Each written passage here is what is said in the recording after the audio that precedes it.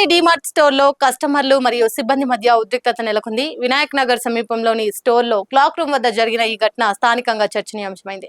కస్టమర్లు తమ luggage token ఇచ్చి బ్యాగులు తిరిగి ఇవ్వాలని కోరగా అక్కడ పనిచేస్తున్న కొంతమంది సిబ్బంది దురుసుగా ప్రవర్తించారని ఆరోపణలు వచ్చాయి. ఈ సందర్భంగా మాటా పెరిగి స్వల్ప ఘర్షణ చోటు చేసుకున్నట్లు సమాచారం. కొందరు సిబ్బంది కస్టమర్లపైకి చెప్పు ఎత్తి బెదిరించినట్లు కూడా ప్రత్యక్ష సాక్షులు పేర్కొన్నారు.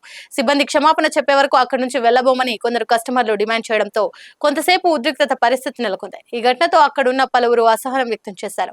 అదేవిధంగా క్లాక్ రూమ్ వద్ద పనిచేస్తున్న కొందరు సిబ్బంది మహిళా కస్టమర్లతో అనుచితంగా ప్రవర్తిస్తున్నారనే ఆరోపణలు కూడా వినిపిస్తున్నాయి. ఈ వ్యవహారంపై పూర్తి స్థాయి విచారణ జరిపి అవసరమైన చర్యలు తీసుకోవాలని కస్టమర్లు కోరుతున్నారు.